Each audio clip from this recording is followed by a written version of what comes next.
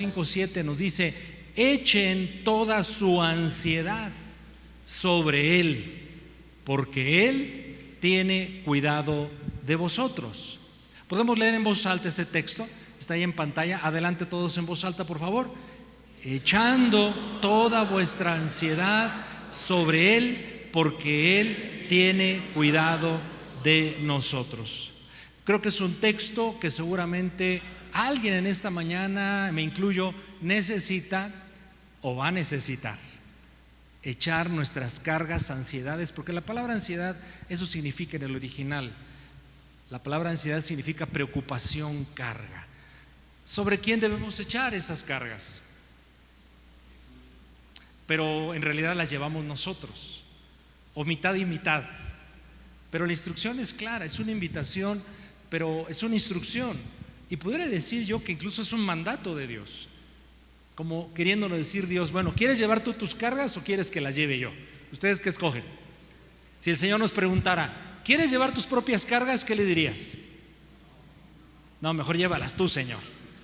Y gracias al Señor que Dios quiere y puede llevar esas cargas. Esta mañana veremos, a propósito de este pasaje, número uno, ¿por qué es dada esta palabra a la iglesia? Este versículo, ¿en qué contexto histórico, momento particular de la iglesia cristiana el Espíritu Santo mueve al apóstol Pedro a dar esa declaración? En segundo lugar, bueno, ¿por qué necesitamos una palabra de parte del Señor?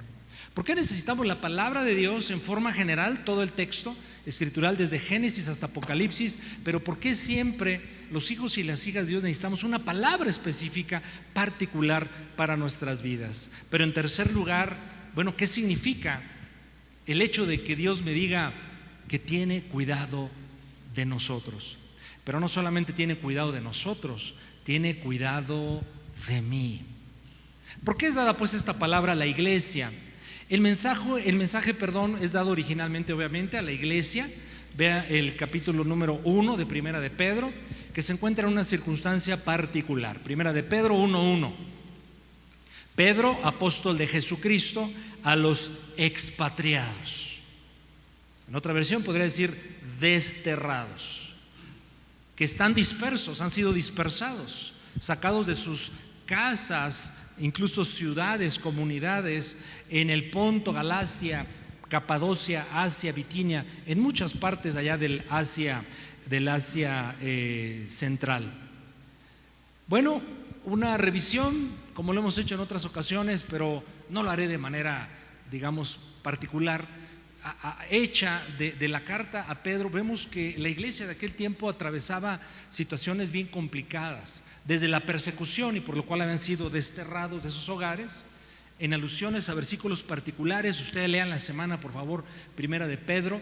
Vemos que incluso las autoridades los perseguían, había persecución. ¿Cuál era el delito de esta comunidad de creyentes? Haber puesto su fe en Jesucristo y declarar que Jesús es el Hijo de Dios levantado entre los muertos. Y eso se los hacía acreedores a persecución, a ofensas, a humillaciones. Pero imagínense la situación económica por la cual se encontraba. No quiero imaginarme un padre de familia que por temor, por cuidar a los suyos, tiene que salir huyendo de su comunidad y convertirse en uno más de los que millones hay ahora, ¿verdad? De personas que le llamamos inmigrantes, todo un fenómeno actual. Bueno, eso estaba pasando ya con la iglesia de hace casi 2000 años. Pero los problemas no solamente se suscitaban digamos, en forma general en las comunidades, sino aún en el seno de la familia. ¿Y sabe que era una característica que imperaba en algunas familias de creyentes? Que los caballeros eran bien macho menos, eran rudos. Si no, no tiene sentido cuando el apóstol Pedro le dice: traten como a vaso más frágil a su esposa. Y bueno, entonces era necesaria una palabra, como ese versículo dicta, que Dios les decía: echen sus cargas, sus preocupaciones, sus ansiedades sobre mí. Lo que están pasando, lo que están atravesando, yo no me he descuidado de eso. Yo soy Dios, yo soy su Dios, ustedes son míos. Lo que ustedes están viviendo y sufriendo de alguna manera soberanamente, yo lo estoy permitiendo en ustedes, pero hey, pueblo, yo voy delante de ustedes, yo los sostengo, yo los voy a sacar adelante, estoy cumpliendo propósitos redentores en medio de sus vidas. Y nosotros necesitamos, con más frecuencia de lo que quisiéramos, una palabra de este tipo, donde oigamos la voz del Espíritu Santo hablando a lo profundo de nuestro ser, diciéndonos: hijo, hija, echa tu carga sobre mí, porque tengo cuidado de ustedes. Y por si fuera poco, la iglesia enfrentaba también ataques del enemigo terribles. Y por eso ahí vemos una frase donde dice, ¿verdad?, que el diablo anda como león rugiente buscando a quien devorar. Pero ¿por qué necesitamos la palabra de Dios en general y una palabra particular como la que Dios está dando a su pueblo a través del apóstol Pedro? ¿Por qué necesitamos la palabra de Dios? Repito, este libro maravilloso, conocerlo, amarlo, nutrirnos de él, pero también una palabra específica para cada día de la vida. Bueno, leamos un pasaje que todos conocemos y espero que usted lo tenga muy presente y entienda el valor que comunica en 2 Timoteo 3, 16 y 17. En este versículo el apóstol Pablo resume el valor de la Escritura, la veracidad de la Escritura y los propósitos de la Escritura. Yo por eso siempre le animaré a que haga de la Biblia su compañera permanente siempre. Dice 2 Timoteo 3, 16 y 17: toda la Escritura. ¿Cuál es toda la Escritura, mis amados? Toda la Escritura. ¿Es toda o parte de? Toda la Escritura. Toda la Escritura es inspirada por Dios. Es decir, el Señor sopló su vida en cada palabra, en cada versículo, en cada texto, en cada libro. El aliento de vida, mis hermanos, dado por Dios a través de letras, de palabras, de un lenguaje. Toda la Escritura es inspirada por Dios, soplada por Dios. Pero además la palabra del Señor es útil. Útil. Todos en la vida estamos buscando hacer cosas útiles, pero todos procuramos hacer uso de cosas que no sean útiles. Pues la palabra de Dios es útil para al menos 4 propósitos. 1, enseñarnos. Enseñarnos. ¿Usted ya lo sabe todo acerca de Dios y de la vida? No. Una característica del discípulo de Jesucristo es que siempre debe estar buscando seguir creciendo, aprendiendo. El que dice ya lo sé todo, creo que ahí ya perdimos al paciente. Pero gracias al Señor que seguimos siendo enseñables. La palabra de Dios entonces nos enseña acerca de Dios, acerca de la vida, acerca de nosotros mismos. Pero también es útil para redarguir. Redarguir es reprobar. Redarguir es señalar lo que está mal. Nos hará falta que Dios nos diga: mis amados, aquí hijo, aquí hija, no estás bien, tienes que corregirlo. Y redarguir también implica molestia. Cuando alguien me redarguye, cuando alguien me confronta, algo provoca en mí, pero es bueno que Dios haga esto con nosotros. Él procura hacernos reaccionar, pero también es útil para corregirnos, porque no somos perfectos, somos santos, porque el Señor nos compró a precio de sangre, somos de Él, en ese sentido somos santos. Hemos sido nacidos de nuevo, regenerados, y ya comenzó la obra de renovación y transformación de nuestro ser, de nuestro carácter, pero Dios sigue trabajando con nosotros. Pero la palabra del Señor entonces será útil para corregirnos, finalmente para instruirnos en justicia, en los caminos del Señor, con un fin, dice el versículo 17, que el hombre de Dios, lo siento mujeres, ustedes no caben aquí en este versículo, ¿qué le vamos a hacer? Hombre genérico, ¿verdad? Raza humana, las personas, que el hombre, los hombres y mujeres, ¿de quién? De Dios. Ese Dios es de propiedad, esa preposición es de pertenencia. Que las personas de Dios, que le pertenecen a Dios, entonces esta persona, este creyente, llegue a ser perfecto, Puedes sustituir ahí la palabra perfecto por completo, pleno, en proceso de avance, de crecimiento, de maduración. No es cero defectos. Enteramente equipado, preparado para que haga todo lo que agrada al Señor, toda buena obra. Así es que necesitamos o no la palabra de Dios, mis amados. Necesitamos conocer, imbuirnos, meternos, amar, saturarnos de la bendita palabra del Señor para ser enseñados, redarguidos, corregidos, instruidos. Pero todos necesitamos una palabra particular, específica, un versículo, una frase, una expresión divina que sea así como la luz, la respuesta. Gracias, Señor, porque evidentemente sabes lo que estoy atravesando, el problema, el conflicto, el anhelo, el sueño, el deseo, y yo quiero, Señor, tomarme de tu palabra para saber que estás conmigo y voy en camino correcto. Todos necesitamos una palabra específica que nos anime, nos advierta, nos levante, nos fortalezca. Por eso dice Proverbios 12:25 algunos efectos de la palabra del Señor. Este versículo es hermoso, Proverbios 12:25. La congoja en el corazón del hombre lo abate. ¿Usted ha pasado por momentos de congoja, dolor, amargura, que ha traído sentimientos negativos a usted? Todos, claro, lo hemos pasado por ahí porque somos seres humanos y nos sentimos a veces abatidos. Pero ¿qué hace la palabra del Señor? ¿Cuál es el efecto de la palabra del Señor para quien pase una condición así? Mas la buena palabra lo alegra. Y ese es mi deseo en esta mañana, que la palabra del Señor, entre otras cosas, nos alegre. ¿Usted quiere salir alegre de esta reunión? Amén. Yo también. Le voy a decir algo, a lo mejor con los mismos problemas con los que llegamos, pero ya no abatidos ni acongojados, sino alegres, sabedores que el Señor lleva mi carga.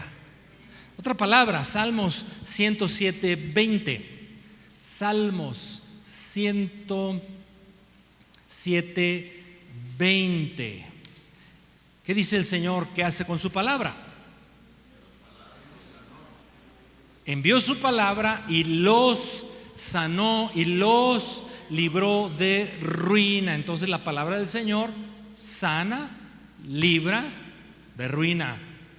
Eso hace la palabra de Dios como efecto en aquellos que la abrazan, que la creen, en sus hijos, pues. Esta indicación, la de 1 de Pedro 5:7, instrucción del Señor: echen toda su ansiedad sobre Él, porque Él tiene cuidado de ustedes. De hecho, es una palabra que Dios ya había dado a Israel a través de David.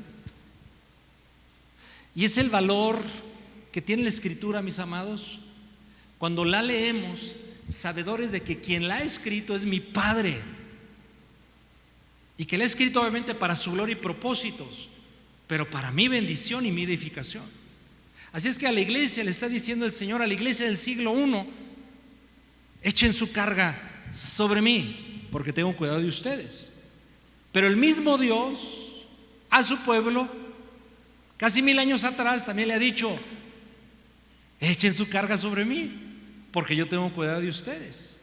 Así es que esa palabra fue dada 1000 años antes de Cristo, casi 100 años después de Cristo, pero la palabra esta que estamos hoy considerando sigue siendo vigente. No ha perdido fuerza, valor, vigor, contundencia para ti, para mí, hoy. Ahí Dios le dijo en el Salmo 55:22 a David, y David al pueblo que lideraba. Salmos 55:22, es la misma instrucción: echa sobre Jehová tu carga y Él te sustentará, no dejará para siempre caído al justo. Esa última frase provoca esperanza, porque a veces nos sentimos caídos, a veces incluso Dios permite que caigamos, pero ¿cuál es la promesa del Señor? No dejará para siempre caído al justo. Si tú en esta mañana te sientes de alguna manera caído en algún tema de vida, escucha la voz del Espíritu Santo, escucha la palabra de Dios, de tu Padre Celestial, que te dice: no te quedarás ahí siempre. Implicación: te voy a levantar. ¿Cuántos dicen amén? Y es que, mis hermanos, insisto, hablando del valor de la palabra en general, pero de la palabra particular que el Espíritu nos da, la palabra de Dios es poderosa. Con ella Dios, ¿qué hizo? Creó todo lo que hay. Él habló, Él dijo, y las cosas existieron. Pero no solamente existieron las cosas creadas materiales, sino que Dios usó su bendita palabra para crear en nosotros un nuevo ser, hecho a la imagen misma de Dios. El hombre nuevo que refiere el apóstol Pablo, el hombre nuevo que habita en ti y en mí. Fuimos hechos de nuevo, renacidos espiritualmente por la palabra de Dios. Miren cómo dice Primera de Pedro 1:23.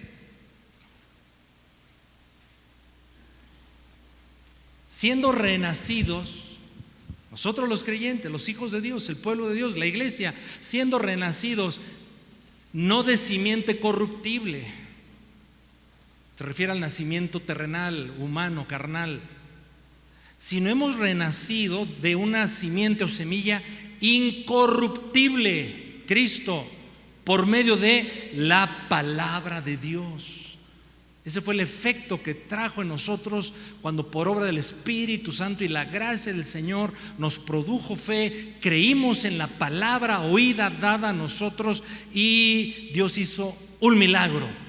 Nos hizo de nuevo en Cristo Jesús, por la palabra del Dios, que por cierto esa palabra, ¿cuál es la vigencia de la palabra de Dios, mis amados, según ese versículo? La palabra de Dios primero vive y permanece para siempre. ¿Cuántos dicen gracias al Señor que tengo la palabra y que creo la palabra?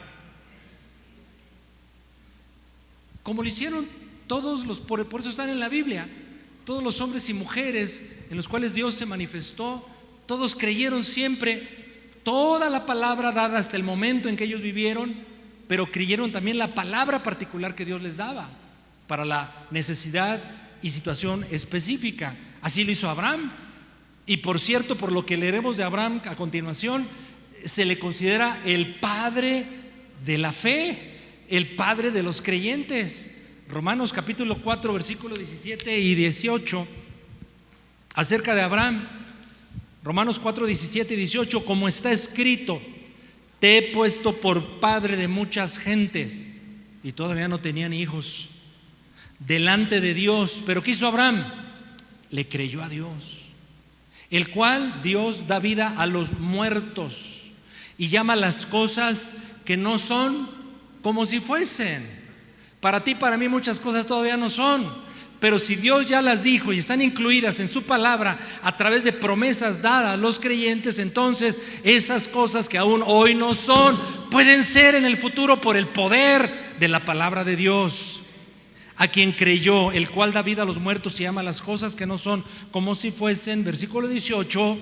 Oh, cuánto tengo que aprender yo de Abraham, no sé usted. Abraham creyó en esperanza. A mí me gusta leerlo así, la siguiente frase: cuando ya no había esperanza. Su esperanza ya no era humana, su esperanza ya no era en cosas terrenales, materiales, su esperanza era Dios mismo. Él creyó, Abraham, en esperanza contra esperanza. Un hombre anciano con una mujer infértil, también anciana, pero él creyó como si era. ¿Qué creyó? Creyó lo que Dios había dicho, para llegar a ser padre de muchas gentes, conforme a lo que se le había dicho. ¿Qué le dijo Dios? Abrahamcito, estás ya bien viejito, tu esposa no tanto como tú, pero más o menos, no pueden tener hijos, pero me ha placido darte un hijo y te lo voy a dar. Y Abraham se quedó viendo, ¿cómo será posible esto? No puede ser. No hay esperanza. Y de vez en vez tú nos encontramos en situaciones así. No, volteas para todos lados y dices, ves para afuera, ves tus capacidades, ves lo que puedes o no hacer, y dices, ¿ha pasado usted por ahí? En donde usted concluye y dice, no hay esperanza. Pero viene el Espíritu Santo, viene la palabra de Dios y me dice: es que tu esperanza no está en ti ni en lo que te rodea, tu esperanza está en el Todopoderoso que habla y las cosas suceden aunque aún todavía no son. Y Abraham creyó la palabra que Dios le dio y miren, aquí estamos, la descendencia espiritual de Abraham. Y los hijos, el número de hijos de Abraham es como las estrellas del cielo. Esa era la palabra que Dios le había dicho. Y la palabra de hoy para nosotros, ¿cuál es? A ver si me estoy comunicando. ¿Cuál es la palabra de Dios para ti, para mí esta mañana? Echa sobre Él toda ansiedad, porque Él tiene cuidado de vosotros. ¿Cuántos de ustedes son así como manojitos de nervios? Bueno, el Señor te dice, lo voy a repetir: ¿quieres llevar tú tus cargas o quieres que las lleve yo? ¿Qué responde? Pero ¿qué significa entonces esta palabra? Que Él tiene cuidado de nosotros. Primero, ¿quiénes son esos vosotros o nosotros? El pueblo de Dios, la iglesia, los creyentes, que no somos perfectos, que no somos supermanes, pero una virtud al menos pudiéramos reconocer entre nosotros: amamos a Dios, nos reconocemos necesitados de Dios, hemos experimentado su gracia y su favor sobremanera y no queremos soltarnos de Él. A veces nos llegamos a equivocar, a veces llegamos a pecar, pero a pesar de esa condición, la mano de Dios nunca deja de estar extendida para aquel que se quiera tomar de ella. ¿Y qué hace el Señor? Lo toma y lo levanta. Ese es nuestro Dios. La palabra cuidado de ese versículo, si lo vuelves a poner en pantalla, por favor, primera de Pedro 5:7. La palabra cuidado es muy interesante. Es un vocablo griego original, melei. Melei. ¿Sabe qué significa melei? ¿Lo sabe? ¿No? Melei. Yo tampoco sabía. Pero ahora tenemos tantos recursos al alcance, valiosísimos. Melei, cuidado. Melei es cuidado. Se trata de una actividad de pensar preocupado por algo, pero pensar continuamente por algo. De hecho, no sabía si compartirle el título de este mensaje, pero ahora ya hace más sentido. El título de este mensaje es: el Dios preocupado. Nuestro Dios es un Dios preocupado. Pues ¿cómo es eso? Ahorita lo explico. Pero este pasaje eso significa: Él tiene cuidado. Cuidado significa estar preocupado, atento a algo, pensar en ello continuamente. Pero sabemos que hay dos clases de preocupaciones, ¿verdad? Una preocupación buena, es decir, estar atento, estar calculando, imaginando. Si ya anticipo un problema, ¿cómo lo voy a resolver? ¿Cómo lo voy a encarar? Implica una acción de imaginar, de planear, de orar. Es decir, preocupado es estar ocupado desde antes. Y hay otra clase de preocupación que genera angustia, ansiedad, cargas, una vida de zozobra, una vida infeliz. Bueno, obviamente cuando digo nuestro Dios es un Dios preocupado, nos referimos a la primera idea. La realidad, mis hermanos, es que Dios, hablando de que Él está permanentemente pensando, la realidad es que Dios piensa permanentemente en nosotros. Pasaje de oro para todos nosotros, Jeremías 29:9, hasta de memoria ya lo sabemos, ¿no es cierto? Sí, Jeremías 29:9. No me hacen mucho eco. Es que yo lo memoricé desde hace muchos años. ¿Qué dice? Yo sé los pensamientos. ¿Quién es ese yo? Dios. Yo sé los pensamientos que tengo.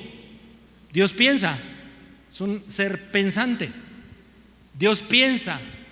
¿En quién piensa Dios? En nosotros. Yo sé los pensamientos que tengo acerca de ustedes. ¿Cómo son los pensamientos de Dios? Buenos. Yo sé los pensamientos que tengo acerca de vosotros, pensamientos de bien y no de mal. Esa es una implicación de su ser santo. Él no concibe nunca, no puede algo malo. Yo sé los pensamientos que tengo acerca de vosotros, pensamientos de bien y no de mal, para darles el fin que esperan, para darles conforme lo que yo he planeado que ustedes tengan. Salmos 40:17. El salmista escribe también acerca de la actividad de Dios, acerca de nosotros, que piensan en sus hijos, en su pueblo. Aunque afligido yo y necesitado, es una condición muy común en los salmistas. Con toda libertad, con toda franqueza, sin tapujo alguno, le abren siempre a Dios su corazón. Me siento así, Dios, y te necesito. Aunque afligido yo y necesitado, pero siempre que lo sacaba adelante al salmista, realidades como la siguiente: Jehová pensará en mí.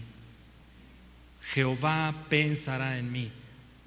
Mi ayuda, mi libertador eres tú, Dios mío. Don't be late, please. No te tardes.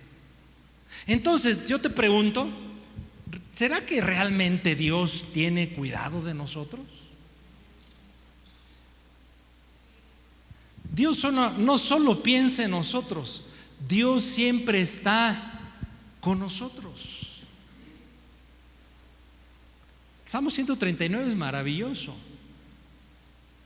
porque expresa claramente la omnipresencia de Dios. Salmo 139, leamos algunos versículos, vale la pena hacerlo, del 7 en adelante. Salmo 139, 7 en adelante.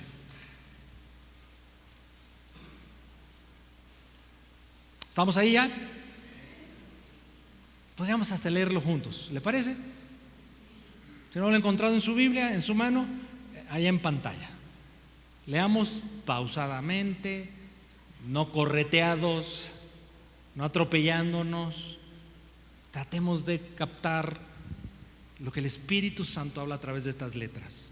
Versículo 7, adelante todo. ¿A dónde me iré de tu espíritu? ¿Y a dónde huiré de tu presencia? 8. Si subiere a los cielos, ahí estás tú. Y si en el Seol hiciere mi estrado, he aquí, allí tú estás. 9. Si tomare alas del ala y habitar en el extremo del mar, aún allí me guiará tu mano y me asirá tu diestra. Si dijere, ciertamente las tinieblas me encubrirán, aún la noche resplandecerá alrededor de mí, aún en las tinieblas no encubren de ti, y la noche resplandece como el día. Lo mismo te son las tinieblas que la luz. Dios me rodea donde quiera que me encuentre.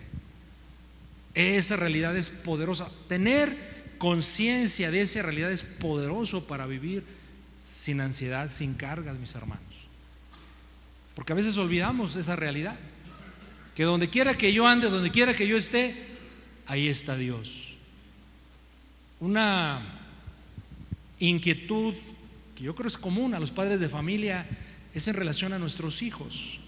Los que aún no son padres, pues sus seres queridos, su familia cercana o amigos muy queridos. Es normal que estemos, digamos, atentos.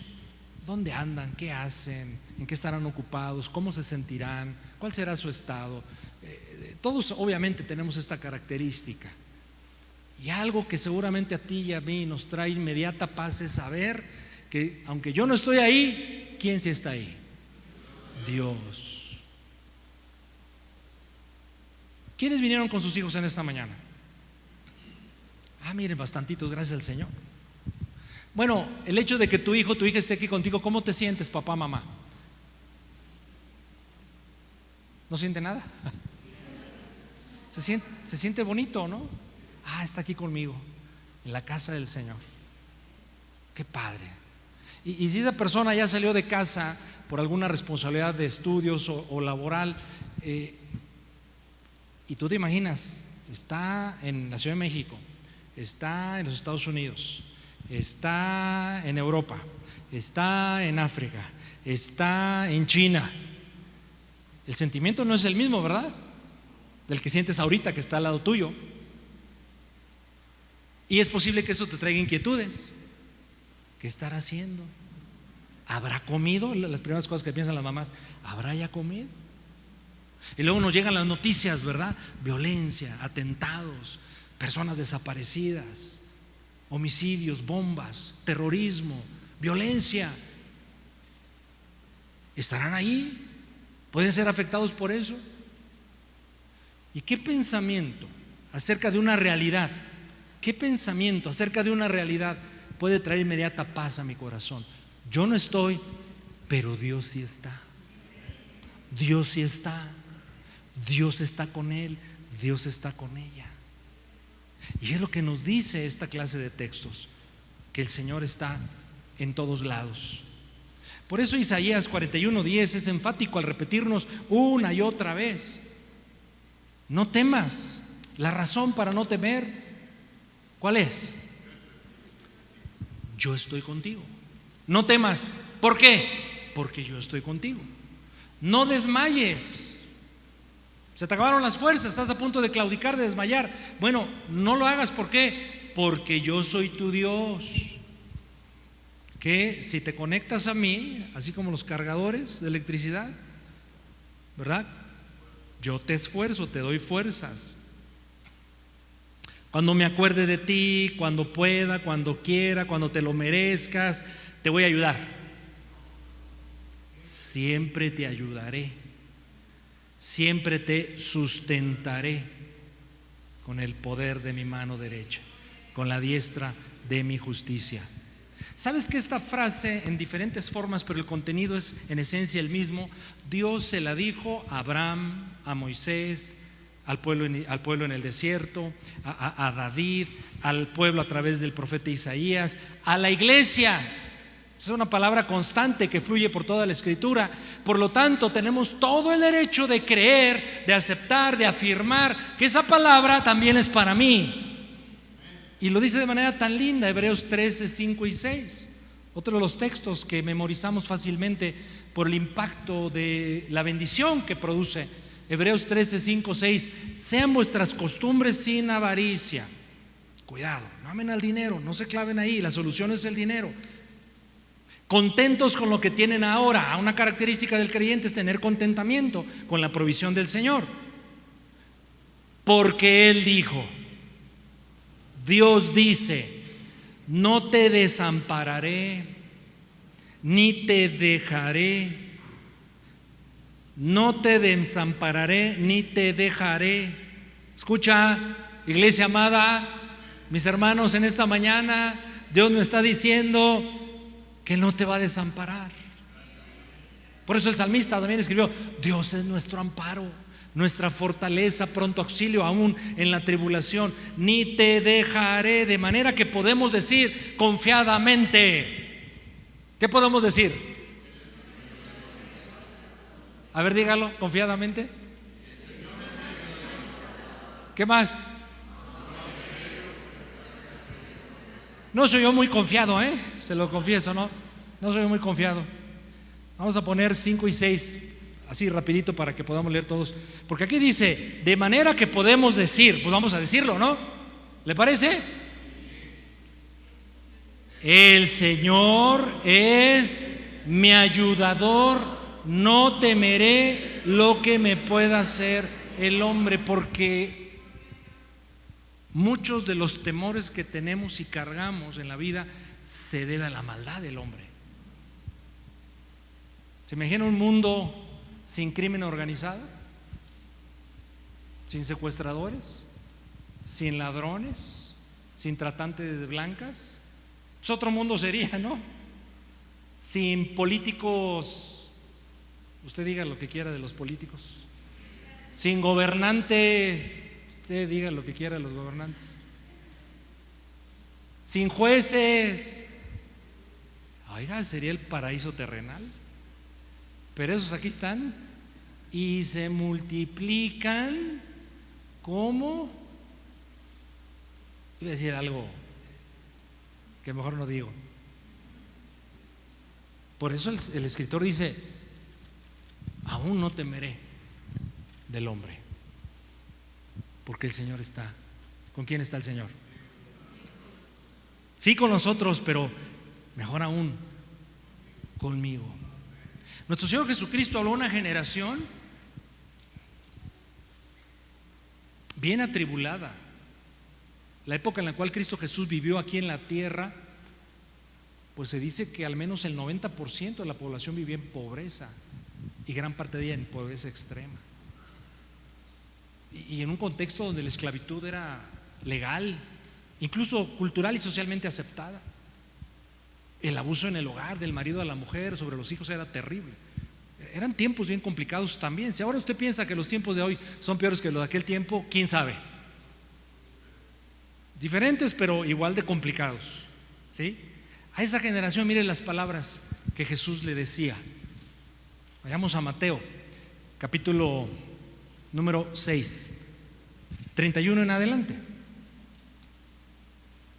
No os afanéis, no se angustien, no se preocupen, pues diciendo: ¿qué comeremos? Fíjense, necesidades básicas. ¿Qué beberemos? ¿Qué vestiremos? Comida, bebida, abrigo. Porque los gentiles, es decir, los que no conocen aún a Dios, los gentiles buscan todo esto, se dedican a eso, o sea, su vida está enfocada en eso, preocupada por eso. Pero vuestro Padre Celestial, en primer lugar, sabe, o sea, piensa, ¿verdad? La actividad pensante de Dios en nosotros, piensa, sabe que tenemos necesidad de estas cosas. Pero ¿qué si hagamos? Miren, mejor busquen primeramente el reino de Dios, su gobierno, su autoridad, su grandeza, su justicia, lo que le agrada, lo que le honra, su palabra. Y entonces, si nuestro enfoque es Dios, nuestra atención es Dios y mis esfuerzos dirigidos en la voluntad del Señor, entonces comida, bebida, vestido, abrigo, techo nos serán añadidos. Así es que 34, no se afanen, angustien, preocupen, no lleven esa carga por el día de mañana, por el día de mañana. ¿Cuánta ansiedad trae el día de mañana a veces, mis hermanos, verdad? ¿Cuántas preguntas, inquietudes tenemos por lo que puede pasar mañana? ¿Tendré? ¿No tendré? ¿Sucederá? ¿No sucederá? ¿Vendrá? ¿No vendrá? ¿Seré librado? ¿No seré librado? ¿Usted pasa de repente por ese ejercicio? El futuro nos trae muchas veces, cuando quitamos a Dios del futuro, es complicado. El futuro es complicado. Por eso dice, o sea, el pensar en el futuro negativamente.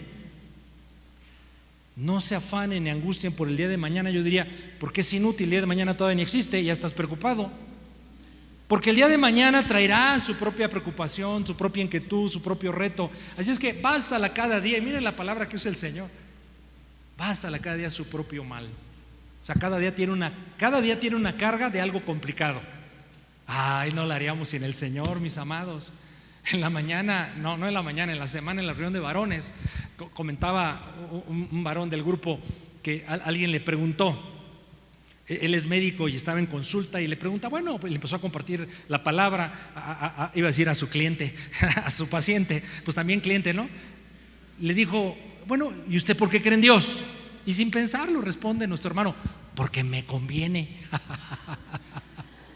Dije, qué respuesta tan atinada. No es una conveniencia egoísta, menos monetaria ni de ese tipo, es una conveniencia sana. Creemos en Dios, mis hermanos, porque es lo que más nos conviene.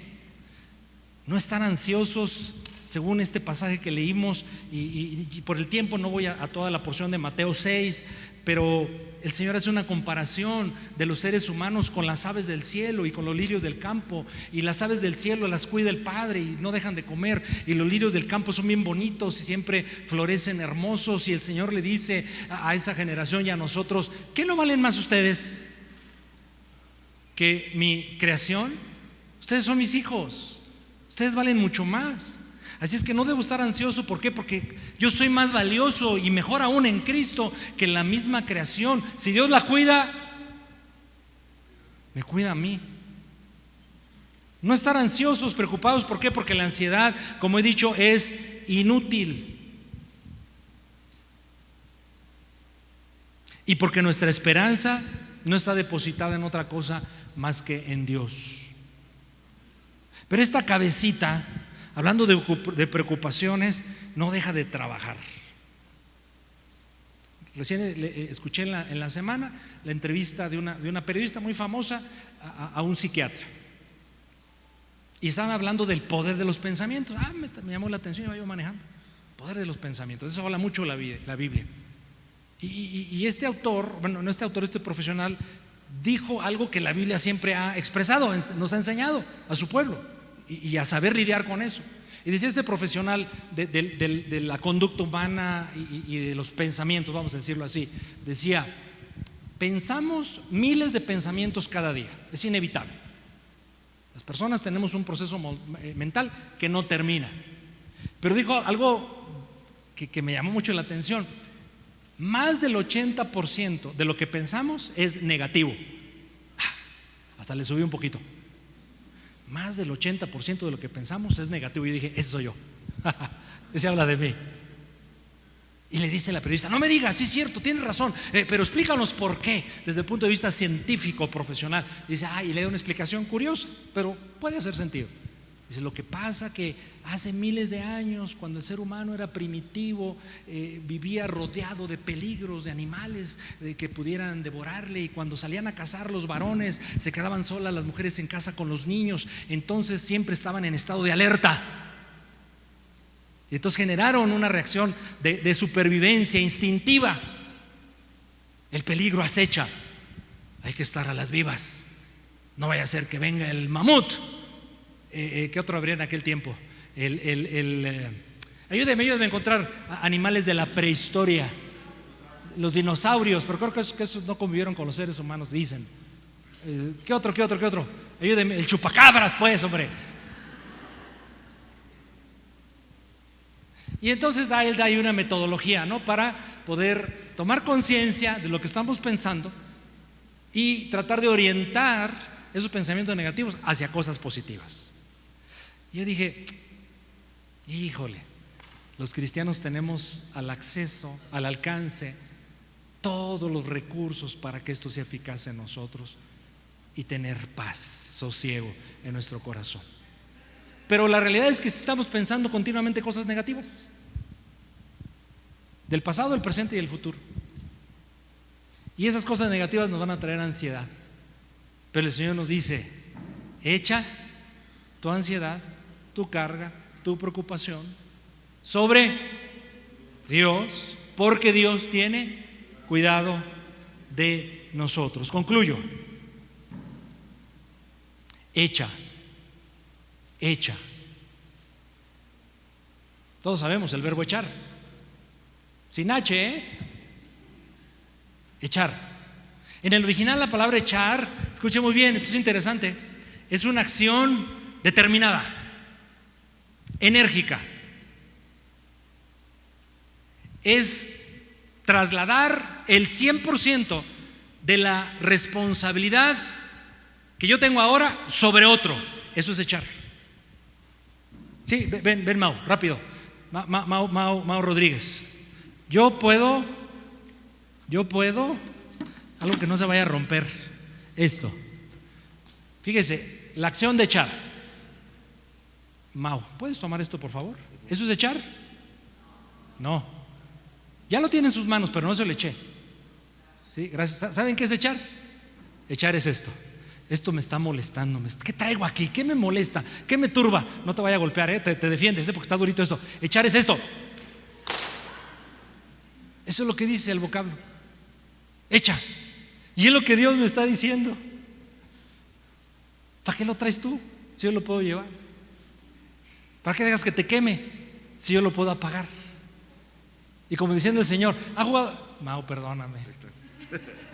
¿Me perdonas? No, sí, está bien. Pues por el bien de la predicación, ¿no? Gracias. ¿Cuántos han jugado algún deporte? Mis tiempos de infancia fueron más bonitos que de la infancia de los de ahora, de los niños. Porque vamos en la calle, terreno empedrado, con los zapatos de siempre. Fútbol, el zapato del domingo para dominguear, para las fiestas. para la escuela, para la clase de deporte y para jugar fútbol en tierra pedregal por las tardes, era el mismo zapato, ¿a poco no? Ahora los chamacos quieren sus Air Jordan de miles de pesos. Pues que trabajen un montón y que se los compren, ¿verdad? Está bien. Yo no se los voy a comprar. ¿Sí? Pero decíamos cuando, échamela, échamela. Y a mí nunca me la echaban mis hermanos. Yo creo que era bien malo. Pero es lo que Dios nos está diciendo. Echa, suelta. Ahí te va, Señor. Pero échamela para acá a mí también. ¿Conoce esa historia usted de aquel hombre que llegó atribulado, cargado a la iglesia y traía un costal? Y ese costal representaba todas las cargas que traía, hasta doblado, así caminaba el pobre. Y hubo una predicación y Dios dijo: te amo, yo quiero llevar tus cargas. Y hizo un llamado al altar el predicador y pasaron todos. Y vino el Señor con su costal y oraron y echa tu carga, y dejó el costal. Y ya se fueron todos muy contentos a su lugar y despidieron, y el hombre iba contento, feliz, saliendo por allá, voltea y dice: ¿y mi costal? Y se regresa por él. Así somos a veces nosotros. Así es que echar es eso: echa tu carga sobre mí, porque yo tengo cuidado de ustedes. Pero ¿cómo esa acción de echar es práctica? ¿Qué nos dice la palabra a ti y a mí como pueblo de Dios? Dos acciones van de la mano siempre, que están integradas en este último versículo de la mañana, Mateo 21, 22. Mateo 21, 22. Quiero que lo leamos en voz alta también. Aquí está integrada la acción de echar en estos dos elementos. A ver, usted lo capta inmediatamente. Mateo 21, 22. Lo leemos en voz alta otra vez todos juntos, adelante. Y todo lo que pidieres en oración, creyendo, lo recibiréis. Oración y fe. Hablo con Dios y tengo fe.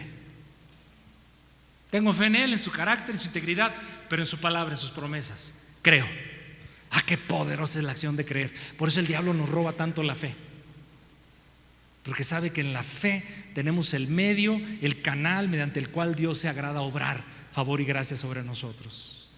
Oración y fe. Como he hecho mi carga en el Señor orando, pero creyendo.